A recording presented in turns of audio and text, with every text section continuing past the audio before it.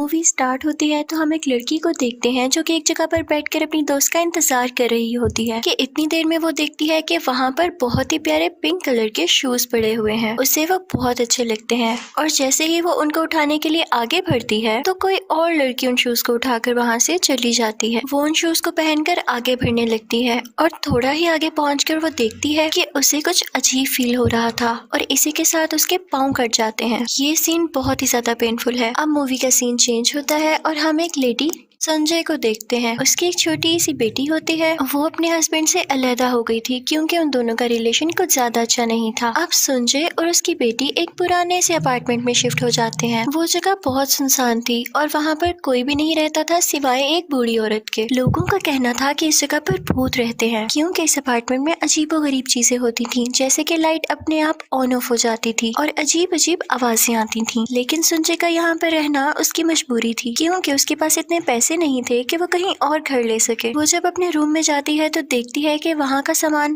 काफी खराब है और वहाँ पे सब चीजों को रिपेयर होने की जरूरत है। सुंजी सोचती है कि मैं देर ना करते हुए खुद ही रिपेयरिंग स्टार्ट कर दूं। तो वो एक बल्ब को ठीक करने लगती है, लेकिन तभी बल्ब में ब्लास्ट होता है और एक चिंगारी उसकी आंख में लग जाती है। फिर वो अपने एक दोस्त के पास जाती है जो कि डॉक्टर थी और यहाँ हमें पता चलता है कि संजय खुद भी एक डॉक्टर है और उसका क्लिनिक अभी बन रहा है, यानी अंडर कंस्ट्रक्शन है। फिर हम देखते हैं कि संजय स्टेशन पर घर जाने के लिए वेट कर रही होती है और उसे वही सेम शूज नजर आते हैं। वो पिंक शूज देखने में बहुत प्यारे थे। संजय इधर उधर देखती है कि क्या इन शूज का मालिक तो नहीं खड़ा, वरना मैं ये उसे लौटा दूं। लेकिन देखने पर उसे कोई भी नजर नहीं आता तो वो शूज उठाकर अपने साथ घर ले आती है। घर आकर जब वो शूज पहनती है तो उसे बहुत अजीब लगने लगता है और वो कुछ विजन्स देखने लगती है कि एक लड़की इन शूज को पहनकर डांस कर रही होती है। उसका डांस बहुत ही अच्छा था और साइड पर खड़ी एक और लड़की उसको देखकर काफी जेलस हो रही थी। संजय को लगता है कि शायद वो थकी हुई है इसलिए उसे इस तरह के विजन्स आ रहे हैं, तो वो इस बात को इग्नोर कर देती है और तभी उसकी बेटी वहाँ पर आती है। वो कहती है कि मॉम मुझे भी ये शूज ट्राई करने दें, कितने प्यारे हैं। तो उसकी मॉम उसे मना कर देती है कि नहीं, बिल्कुल भी नहीं। अगले दिन संजय अपनी बेटी को स्कूल छोड़ने के बाद उस जगह पर जाती है जहाँ पर उसका क्लिनिक बन रहा था और वहाँ पे उसे एक लड़का मिलता है जो कि कंस्ट्रक्शन का सारा काम चेक कर रहा था। संजय उसे कहती है कि तुम सारा दिन यहाँ पर काम करते हो तो आज रात हमारे घर डिनर पर आना। और दूसरी तरफ हम देखते हैं कि संजय की बेटी अपने मॉम के घर ना होने की वजह से उन शूज को पहनकर ट्राई करती है। वो शूज उसके साइज से बहुत बड़े थे, लेकिन यहाँ पर एक अजीब बात हमें ये देखने को मिलती है कि वो शूज बिल्कुल उसके साइज के हो जाते हैं और फिर उससे भी वही विजन्स आने लगते हैं। अब हम देखते हैं कि वो लड़का जब संजय के घर डिनर पर आता है तो संजय की बेटी बहुत गुस्सा होती है और कहती है कि ये कौन है और अब मेरे बाबा के साथ क्यों नहीं रहती, आपका उनसे क्या मसला है। तो संजय को काफी गुस्सा आ जाता है और वो उसे वहाँ से जाने के लिए कहती है। अपनी बेटी के जाने के बाद वो उस लड़के को बताती है कि मेरे हस्बैंड के साथ सेपरेशन हो गई है। इसी दौरान उस लड़के की भी नजर उन पिंक शूज पर पड़ती है। लड़का होने के बावजूद उसे वो शूज बहुत अट्रैक्ट करते हैं। अब हम देखते हैं कि संजय को नींद में भी वो विजन्स आने लगे थे। उसे ख्वाब में एक कपल नजर आता है जिसने ब्राइडल ड्रेस पहना होता है और फिर वो कभी अपनी बेटी को देखती थी जो कि बिल्डिंग से जंप लगा रही होती थी और जैसे ही रोकने के लिए वो उसे पकड़ती उसके पाँव कट जाते थे। संजय इन विजन से बहुत परेशान होती है। अब उसे यकीन हो चुका था कि इन शूज के साथ कोई ना कोई चीज जरूर जुड़ी हुई है, तो अब जब भी उसकी बेटी उन शूज को ट्राई करने लगती तो वो उसे मना कर देती थी। और फिर हम संजय की उसी डॉक्टर दोस्त को देखते हैं। वो उसके घर आती है और जैसे ही उसकी नजर उन शूज पर पड़ती है तो वो भी उन शूज को देखकर मेस्मराइज हो जाती है,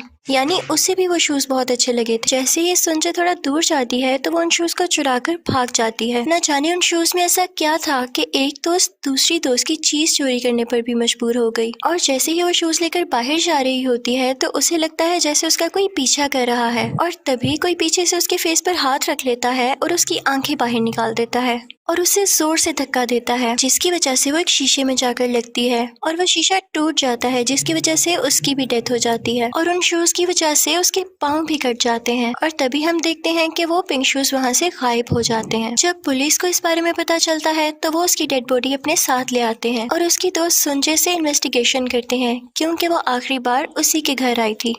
पुलिस इसको मर्डर केस समझ रही थी और संजय जब वहाँ जाकर देखती है तो वहाँ पर कुछ पिक्चर्स होती हैं जिसे देखकर उसे पता चलता है कि इस तरह से तो पहले भी बहुत सारी लड़कियों की डेथ हो चुकी है। ये सब देखकर उसे कुछ समझ नहीं आता कि ये क्या हो रहा है। तो वो घबराते हुए अपने घर आ जाती है और जब अपनी बेटी के पास जाती है तो देखती है कि उसके पास वही पिंक शूज हैं। वो बहुत हैरान होती है क्योंकि ये शूज तो उसकी दोस्त ले गई थी, तो अब ये यहाँ कैसे आए। वो गुस्से से अपनी बेटी के पास जाती है और वो शूज लेकर डस्टबिन में फेंक देती है क्योंकि अब वो नहीं चाहती थी कि इन शूज की वजह से, जो कि सिर्फ उसको पसंद है, किसी की भी जान जाए। लेकिन जब वो वापस रूम में आती है तो देखती कि उसकी बेटी ने वही शूज पहने हुए हैं। ये देखकर वो काफी ज्यादा डर जाती है और इसी वक्त ही उसकी बेटी के पाँव से खून आने लगता है। ये देखने पर सुंजय बेहोश हो जाती है और जब उसकी आंख खुलती है तो वो देखती है कि वो और उसकी बेटी एक हॉस्पिटल में है और वो देखती है कि उसके हाथ में वही पिंक शूज है। वहाँ पे वो लड़का भी था जो उसके क्लिनिक पर काम करवा रहा था। वो उसे ऊपर टेरिस पर ले जाता है और उसे बताता है कि मुझे 60 साल पुरानी एक पिक्चर मिली है जिसमें एक लड़की ने सेम ऐसे शूज पकड़े हुए हैं। सुंजय इन शूज के बारे में अब और जानना चाहती थी, तो वो उस लड़के के साथ इन शूज के बारे में पता करने चली जाती है। वो सोचती है कि उसके अपार्टमेंट में जो बूढ़ी औरत रहती है शायद उसे कुछ इन पुराने शूज के बारे में पता हो, क्योंकि जब उस बूढ़ी औरत ने उसके हाथ में वो पिंक शूज देखे थे तो उसने उससे कहा था कि इसको फेंक दो, और ऐसे लगता था जैसे उन शूज से उसको डर लग रहा है। अब वो दोनों उस बूढ़ी औरत के पास जाते हैं। वो दोनों उससे पूछने लगते हैं लेकिन वो काफी डरी हुई होती है और कुछ भी नहीं बताती। वो दोनों उससे रिक्वेस्ट करते हैं तो वो कुछ बोलना स्टार्ट होती है। वो बताती है कि जब वो यंग थी तो वो एक लड़की ओकी के घर काम किया करती थी। वो लड़की डांसर थी। वो एक लड़की से नफरत किया करती थी क्योंकि उससे बहुत जेलस फील करती थी। उस लड़की का नाम गायको था और उसका दोस्त उसका बहुत ख्याल रखा करता था। यही वजह थी कि ओकी उससे जेलस थी।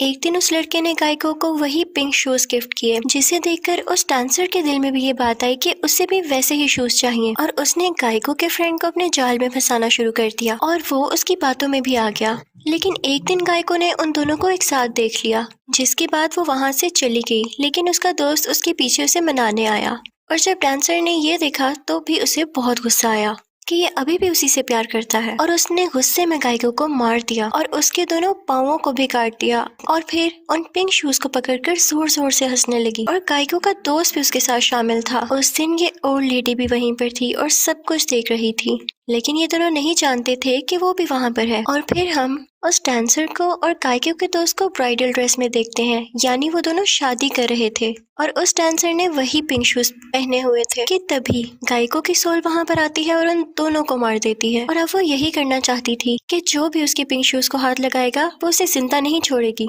संजय काफी डर जाती है और फिर उसकी डेड बॉडी ढूंढने लगती है। अब जैसे ही उसे उसकी बॉडी मिलती है वो उसके शूज उसके साथ एक कफिन में रख देती है। ये सब करने के बाद वो काफी रिलैक्स होती है कि हो सकता है कि गायको अब हमें तंग ना करे, क्योंकि अब हमने तो उसके पिंक शूज भी वापस कर दिए हैं।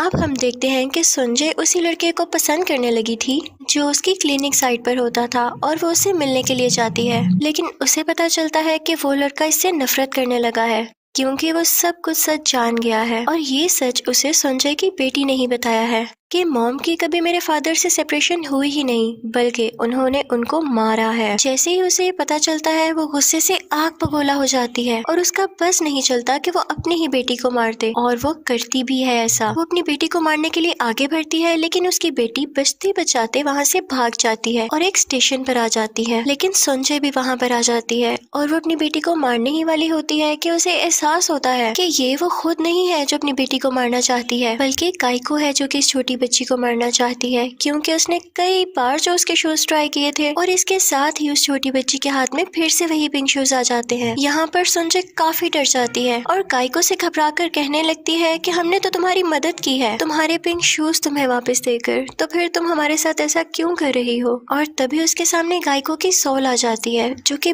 बहुत ज्यादा खौफनाक थी। वो उसे बताती है कि तुम में ओकी है, यानी तुम पहले ओकी हुआ करती थी, वही डांसर, और इसीलिए ही वो पूरी औरत भी उससे डरा करती थी। और गायको से बताती है कि तुम ही हो जिसने अपने हस्बैंड, अपनी दोस्त और उस लड़के को मारा, और अब तुम ही अपनी बेटी को मारने जा रही हो। यानी ये गायको नहीं थी बल्कि वही डांसर थी जिसकी जेलसी इतनी बढ़ गई थी कि अब वो लोगों को मारने पर उतर आई थी। और इसी के साथ मूवी एंड हो जाती है। Thank you for watching.